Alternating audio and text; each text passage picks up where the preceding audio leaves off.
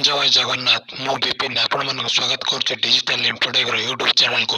Bharat Airtel India सबुठार बड़ और विश्वस्त नेटवर्क।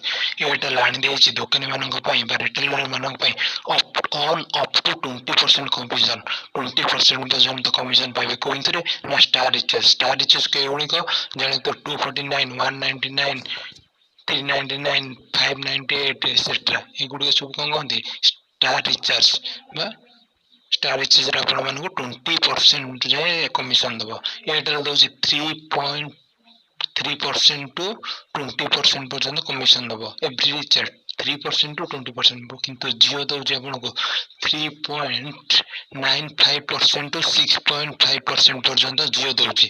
ताले की अधिक रिटेल मानक कमिशन दोछि एयरटेल ही दोकानी मानक ही अधिक कमिशन दोछि। बड सेमति देखंतु 199 रोछि एक्स्ट्रा 11 डेज वैलिड आगर चला 24 डेज वर्तमान 11 days means 35 days valid for 1.5 GB unlimited call any network. देखंतु सब ऑफर रे पाखा पाखी 20% कमिशन दोछि केवल स्टार रिचार्ज गुडी को जोड़ा 49 एटा स्टार रिचार्ज न है ए नॉर्मल रिचार्ज बा वैलिड रिचार्ज को जामे। किंतु जियो सब रिचार्ज रे 3.95% commission दोछि।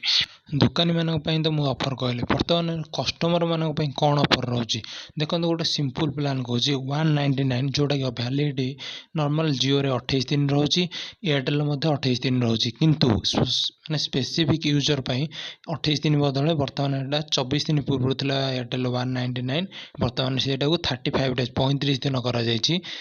Unlimited call 1.5 GB both network Airtel and Jio समान अछि ताले 7 दिन एक्स्ट्रा दिया जाउछि। Thank you for